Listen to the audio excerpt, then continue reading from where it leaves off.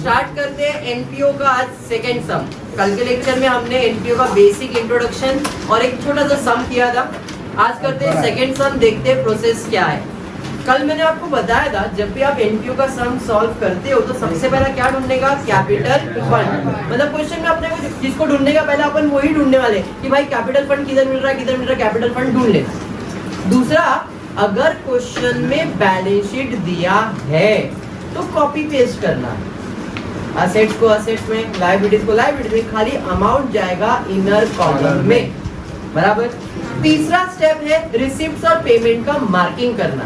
Receipt पे 2 marking आएगा, या तो वो आपका इनकम होगा या तो वो आपका लायबिलिटी होगा। और पेमेंट साइड पे भी 2 मार्किंग आएगा, या तो वो आपका एक्सपेंस है या तो आपका असेट है। क्लियर। उसके बाद एडजस्टमेंट रीड करेंगे, स्टार मार्क करेंगे जिसके ऊपर एडजस्टमेंट है। फिर उसके बाद हम लोग क्या करेंगे, पोस्टिंग करेंगे। एडजस्टमेंट है तो इनर कॉलम में, एडजस्टमेंट नहीं तो आउटर कॉलम। फिर एडजस्टमेंट सॉल्व करेंगे जिसका 2 इफेक्ट देंगे, एक डेबिट और एक क्रेडिट, और फिर क्लोजिंग करेंगे। क्लियर। तो स्टार्ट करते देखते आज का जो सम दिया है वो क्या है। ध्यान से पढ़ना क्योंकि पहले लाइन में ही चीजें का थोड़ा सा इंफॉर्मेशन दिया गया है। It is doctor Abhinav Bharat started practice of medical practitioner on 1st of April 2019.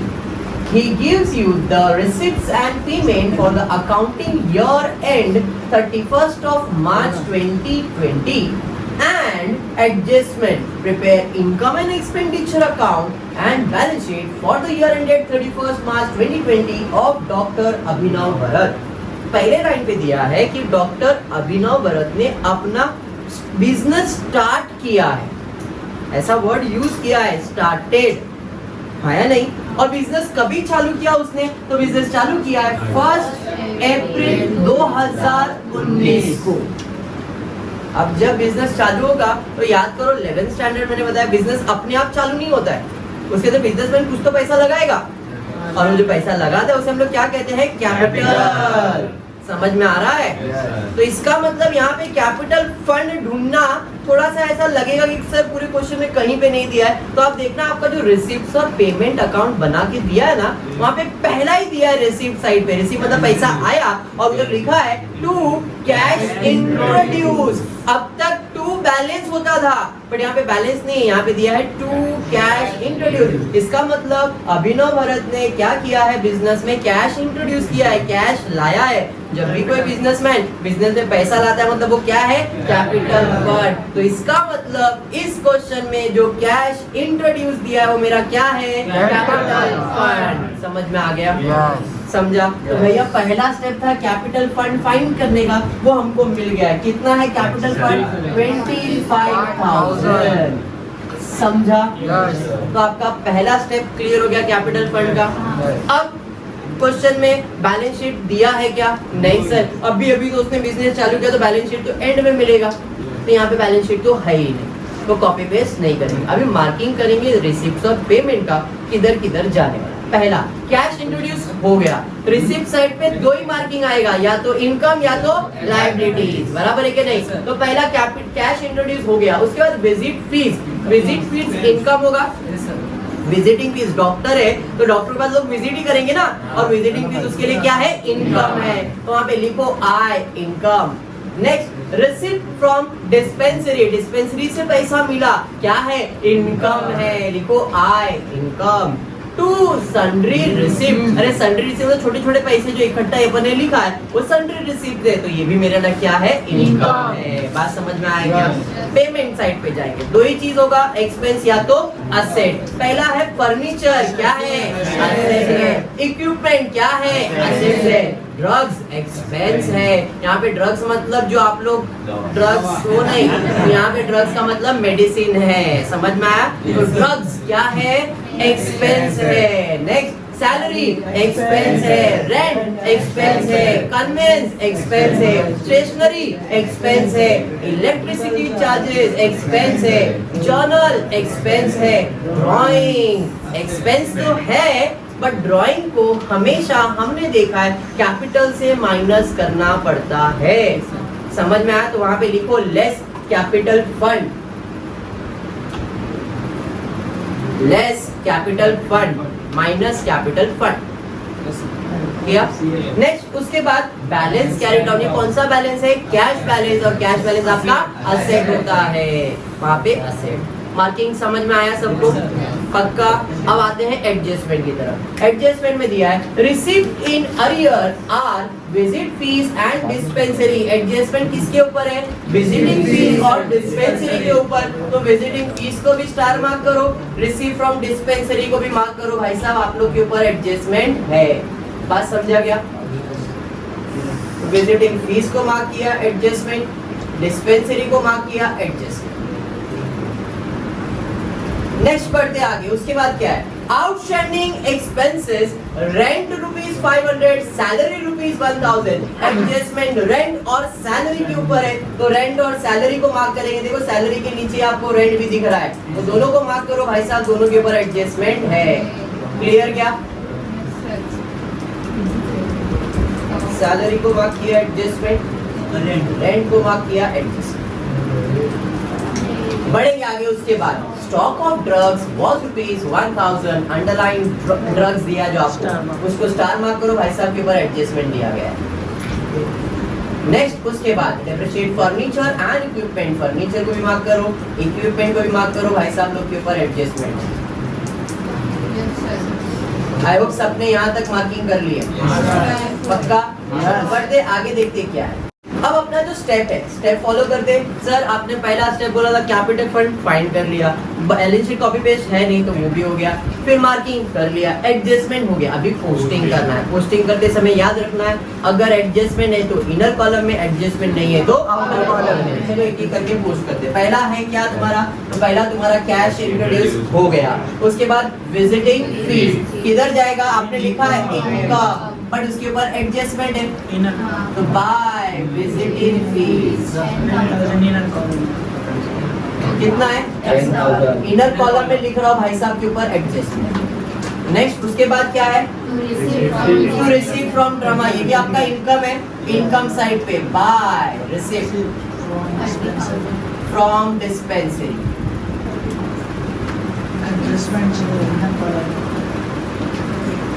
कितना है?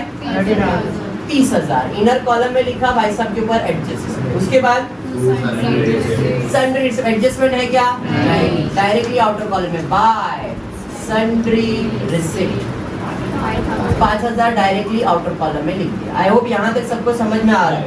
ऐसा कोई जिसको नहीं समझा है? सबको क्लियर है? पक्का। बढ़ते आगे, उसके बाद क्या है? पेमेंट साइड पे जाएंगे। पहला है फर्नीचर, कहाँ जाएगा? असेट साइड पे, तो फर्नीचर 8,000 रुपए इनर कॉलम में लिख रहा हूँ क्योंकि एडजस्टमेंट है।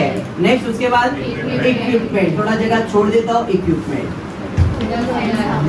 इक्विपमेंट 10,000 इनर कॉलम में क्योंकि इसके ऊपर भी एडजस्टमेंट। उसके बाद ड्रग्स, वेरी इंपॉर्टेंट चीज, जरा ध्यान देना। एनपीओ में ही ये चीज इंपॉर्टेंट है।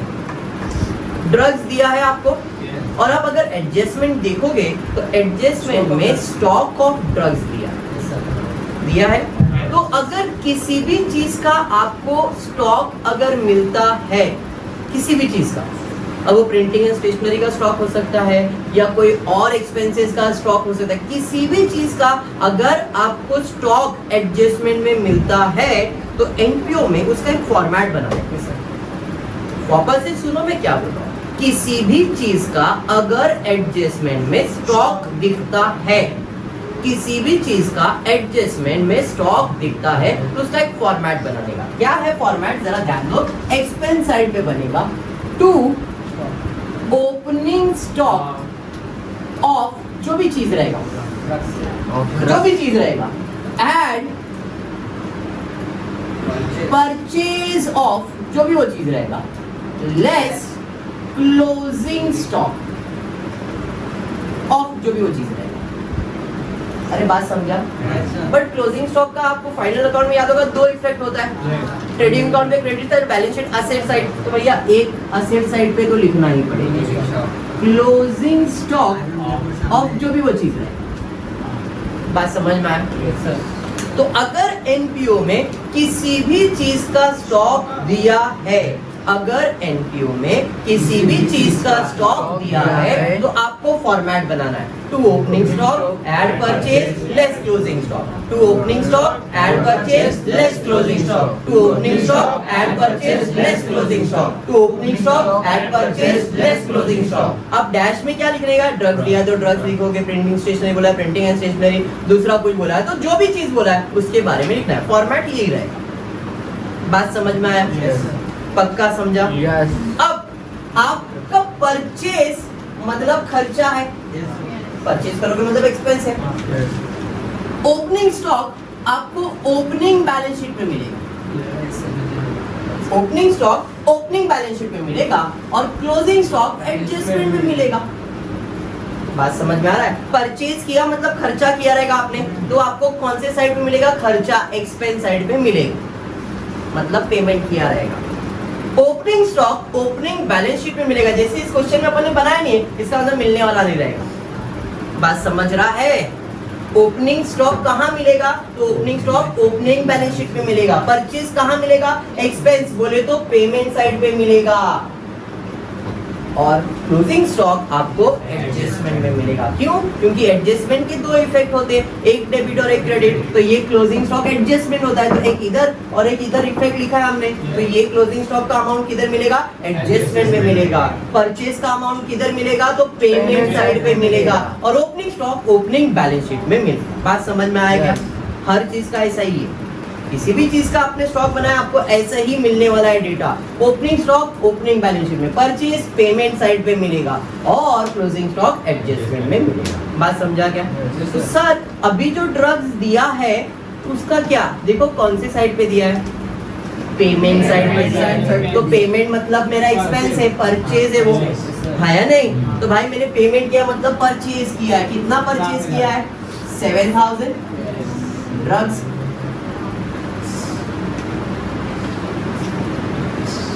समझ में आएगा? इनर कॉलम में लिखा क्योंकि एडजस्टमेंट है। बात समझा? समझा? हमने उधर ऑलरेडी लिखा है ड्रग्स एक्सपेंस है, एक्सपेंस पे ही लिखा है, खाली उसको फॉर्मेट के हिसाब से। क्लियर हुआ? बढ़ेंगे आगे। उसके बाद क्या है, तो उसके बाद सैलरी किधर जाएगा, एक्सपेंस में। एडजस्टमेंट है क्या, हाँ सर एडजस्टमेंट है, तो टू सैलरी कितना है, 12,000 इनर कॉलम में क्योंकि एडजस्टमेंट है, बराबर है। उसके बाद क्या है, रेंट कहाँ जाएगा, सैलरी के नीचे जगह छोड़ देते हैं क्योंकि एडजस्टमेंट है। रेंट कितना, इसके ऊपर भी एडजस्टमेंट है, इनर कॉलम। उसके बाद क्या है, कन्वेंस कहाँ जाएगा, एक्सपेंस में, तो कन्वेंस 4000 आउटर कॉलम में डायरेक्टली। उसके बाद स्टेशनरी कहाँ जाएगा, एक्सपेंस में, 500। नेक्स्ट उसके बाद एडजस्टमेंट है क्या, इलेक्ट्रिसिटी चार्जेस कितना, 5000। नेक्स्ट उसके बाद जर्नल एक्सपेंस है, जर्नल कितना है, 500। फिर उसके बाद ड्राइंग्स क्या करना है, कैपिटल से लेस कितना, 15,000। समझ में आएगा? बैलेंस कहाँ जाएगा, असेट साइड पे, असेट पे कैश कितना, 2। पोस्टिंग समझ में आया? पक्का?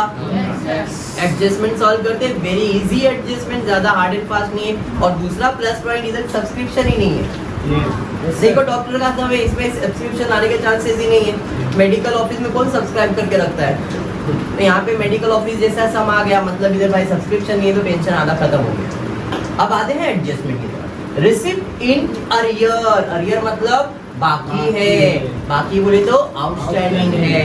रिसिप्ट इन अरियर मतलब आउटस्टैंडिंग है, रिसिप्ट इन अरियर मतलब आउटस्टैंडिंग है। और आपको आउटस्टैंडिंग के बारे में तो मेरे से अच्छा पता है, क्या है, outstanding at prepaid less, outstanding at prepaid less, outstanding at prepaid less. तो अभी अपने को ऐड करना है विजिटिंग फीस में, ऐड करना है डिस्पेंसरी में, तो भैया add outstanding visiting fees, add outstanding dispensary fees, बराबर है कि नहीं?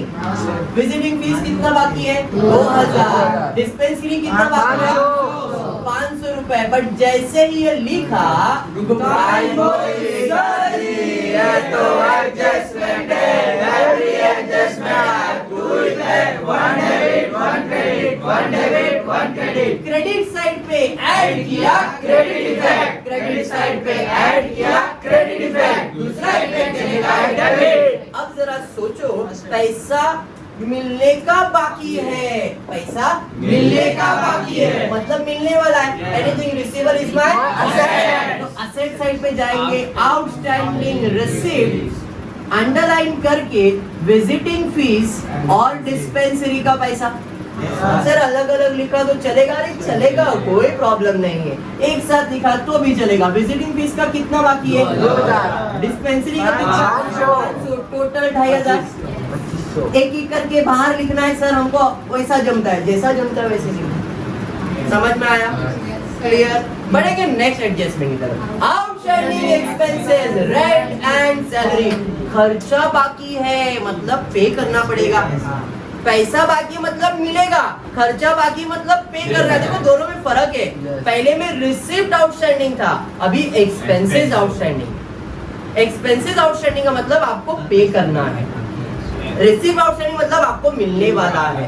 फर्क समझ में आ रहा है? बट ये तो आउटस्टैंडिंग है, outstanding at prepaid less, outstanding at prepaid less, outstanding at prepaid less. तो भैया सैलरी आउटस्टैंडिंग है, at outstanding salary at outstanding rent. भैया सैलरी कितना बाकी है बोलो? सर 1000 रुपया सैलरी और रेंट 500 रुपया बाकी है। जैसे ही लिखा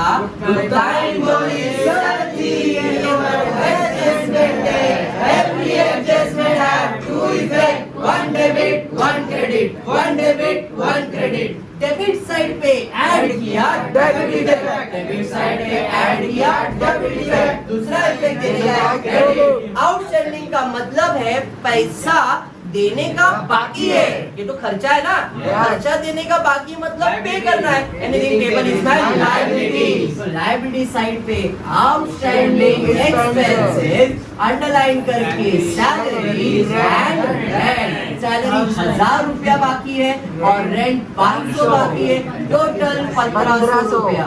बात समझ में आएगा? समझाइए? पक्का? बढ़ेंगे आगे। उसके बाद क्या है? Stock of drugs was ₹1000। मैंने अभी आपको बताया एडजस्टमेंट में जो स्टॉक ऑफ ड्रग्स दिया है वो कौन सा स्टॉक है? Closing stock. और every adjustment have to effect, one debit one credit, one debit one credit. Debit side पे माइनस किया क्रेडिट इफेक्ट, डेबिट साइड पे माइनस किया क्रेडिट इफेक्ट, दूसरा इफेक्ट देने का debit. Balance sheet asset side पे लिख के रखा है, तो क्लोजिंग स्टॉक फिर से फिल इन द ब्लैंक हो गया। भैया एक इधर माइनस कर दो और एक इधर असेट पे लिख दो। समझा? तो क्लोजिंग स्टॉक ऑफ ड्रग्स कितना दिया है? 1000, तो 1000 इधर क्रेडिट हो गया, दूसरा इफेक्ट देने का debit. Balance sheet asset side पे ड्रग्स। बात समझा? एडजस्टमेंट समझा? Last adjustment depreciate furniture at the rate 8% per annum and equipment by ₹500। Very easy adjustment, ये तो करते ही आ रहे हो। डेप्रिसिएशन का मतलब असेट का वैल्यू कम करना, डेप्रिसिएशन का मतलब असेट का वैल्यू कम करना, डेप्रिसिएशन का मतलब असेट का वैल्यू कम करना, बोले तो माइनस करना। Less depreciation eight the rate कितना परसेंट? 8%। तो इसका 8% कैलकुलेट 640 लेस डेप्रिसिएशन कितना? 500। पर जैसे ही लिखा every adjustment have two effect, one debit, one credit, one debit, one credit. Asset बोले तो डेबिट साइड, असेट बोले तो डेबिट साइड, डेबिट साइड पे माइनस किया क्रेडिट इफेक्ट, डेबिट साइड पे माइनस किया क्रेडिट इफेक्ट, दूसरा इफेक्ट देने का है डेबिट। अब असेट का वैल्यू कम हो रहा है, फायदा कि नुकसान? नुकसान है, मतलब एक्सपेंस साइड पे 2 डेप्रिसिएशन अंडरलाइन करके फर्नीचर एंड इक्विपमेंट बराबर है। फर्नीचर पे कितना? 640, इक्विपमेंट में कितना? 500, टोटल 1140। अरे बात समझा? इधर डेबिट हो उधर क्रेडिट। सर हमको अलग अलग लिखने का, लिखो कोई प्रॉब्लम नहीं। बात समझ में आया? सारा एडजस्टमेंट कंप्लीट हो गया। अब बचता है क्लोजिंग। तो क्लोजिंग में पहले सब अमाउंट को बाहर निकाल दे। ओपनिंग स्टॉक दिया नहीं था, 5 7000 ऐड 1000 माइनस, तो ये 6000 हो जाएगा। बराबर है। 12,000 में 1,000 ऐड होगा तो ये 13,000 हो जाएगा। 6,000 में 500 ऐड होगा तो ये 6,500 हो जाएगा। बाकी सब बाहर है। इधर 10,000 में 2,000 ऐड होगा 12,000 हो जाएगा। 30,000 में 500 ऐड होगा 30,500 हो जाएगा। और 5,000 तो पहले से। तो जरा बताओ कौन सा साइड ज्यादा लग रहा है? सर 13 यही ज्यादा लग रहा है सर। बराबर है।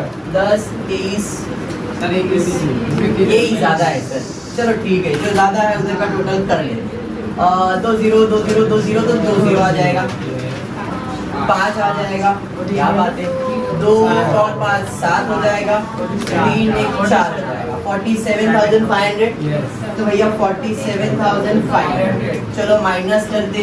2 0 2 0 2 0 2 0 2 0 2 0 2 0 2 0 40 है तो 60 ऐड करेंगे तो 100 आ जाएगा। 2 0 और 1 ऊपर बराबर। 1 और 5 6 और 5 11 11 और 5 16 16 और 1 17 17 में कितना ऐड करेंगे तो 5 आएगा। 17 में 8 ऐड करेंगे तो 25 आएगा। 17 में 8 ऐड करेंगे तो 25 25 का 5 और 2 बराबर। 6 और 2 8 8 और 3 11 11 और 6 11 6 17 17 4 21 21 और 5 26 और 1 27 27 में कितना ऐड करेंगे तो 7 सर 0 ऐड करेंगे तो 27 ही आएगा। 27 का 7 और 2 पर 2 और 1 3 3 3 3 में 1 ऐड करेंगे तो 4। बात समझा? अब इनकम ज्यादा है एक्सपेंस कम है मतलब पैसा बच गया तो इसे आप क्या लिखोगे? To surplus. समझ में आया क्या भाई? इधर डेबिट दूसरा इफेक्ट देने का है क्रेडिट एंड सरप्लस। 10,860। अरे बात समझा? चलो ठीक है। अभी 25,000 में 15 माइनस करूँ तो 10,000 प्लस 10,000 तो ये 20,860 हो जाएगा बराबर। चलो इधर साइड का टोटल करते। कौन सा साइड का टोटल ज्यादा रहेगा? इधर सेम रहेगा। क्या कौन से साइड का सेम रहना चाहिए? ये थोड़ी करना है इधर। अभी 0 60 8 और 5 13 1 और 1 2 और 2 22,360। चलो इधर का देखते हैं टोटल। 0 10 में से 6 बराबर है कि नहीं? 9 में से 3 और 7 बराबर। इधर 500 माइनस करोगे 9,500 हो जाएगा। बाकी सब तो बाहर है। 0 0 0 6 3 और 5 8 8 और 5 13 13 का 3 1 ऊपर 7 और 1 8 8 और 9 17 18 19 20 21 22 तो 22,360 22,360। बात समझ में आएगा? तो इस तरह से एनपीओ के सम्स आएंगे। थोड़ा सा खाली सब्सक्रिप्शन पे फोकस करो, सम तो हो जाएगा। क्लियर?